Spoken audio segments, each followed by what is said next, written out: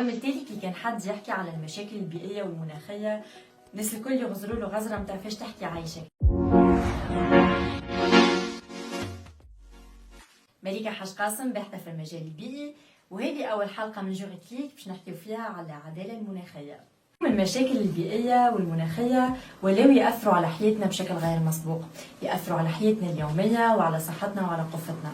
ولهنا بما أنه مسألة أنه التغيرات المناخية يأثروا على حياتنا اليومية، فإنه التأثير ماهوش باش يكون متساوي، على خاطر اليومي يختلف من شخص إلى آخر ومربوط بالظروف الاجتماعية والاقتصادية وحتى الثقافية من شخص إلى شخص آخر. يظهر مصطلح جديد أول الألفينات اللي هو العدالة المناخية، لا جوستيس كليماتيك. التغيرات المناخية هي واقع لا شك فيه، ولهنا إذا باش نحكيو على العدالة المناخية باش نحكيو إنه المشاكل المناخية هذه تهدد الناس الكل وتضر الناس الكل في الكرة الأرضية، ولكن تمس الطبقات الفقيرة والهشة أكثر من الطبقات الأخرى. ولهنا الموضوع هذايا موضوع العدالة المناخية نفهموه ونستنتجوه على 3 مستويات. المستوى الاولاني انه الدول الكبرى او انتخاط الدول الغنيه المتسببه في الانبعاثات الكربونيه لغاز افات سير هي الدول اللي لابس عليها واللي تتسبب في التغيرات المناخيه، ولكن الدول الاشد فقرا هي اللي تتعرض للتاثيرات المناخيه الاقصى على خاطر ما عندهمش الامكانيات باش يتصدوا للتاثيرات هذه.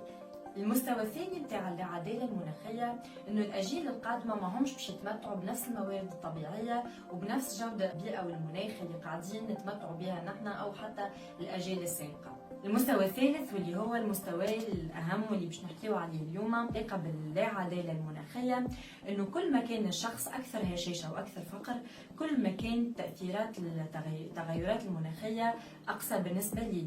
ناخذ مثال بسيط المشاكل المائية اللي تسبب في ضعف المنتوج الفلاحي، اللي تسبب وبالتالي في ارتفاع الأسعار. ارتفاع الأسعار هذا يتعرضوا له الناس الكل ويمس الطبقات الكل، ولكن بالنسبة للطبقات الهشة يكون الارتفاع هذايا أقصى وأخطر. هذاك علاش التغيرات المناخية تمس في قفة المواطن بشكل أساسي، في عائلات أخرى تحت خط الفقر. نجم نستنتجوا اللي التغيرات المناخية تفاقم في العدالة الاجتماعية بما أنها تمس في سلامة المواطن الاقتصادية وفي قفته اليومية.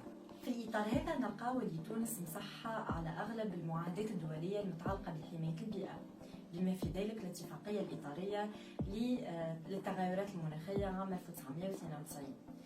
كيف نلقاو تونس مصادقة على برشا قوانين متعلقة بحماية البيئة، لكن القوانين هذه فيها برشا مشاكل. أولا القوانين هذه نلقاوها مفرطة وينقصها برشا ترابط.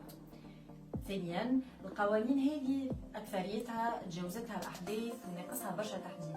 ثالثا القوانين هذه أغلبيتها ما تاخذش بعين الاعتبار مسألة العدالة المناخية والعدالة الاجتماعية في علاقتهم ببعضهم.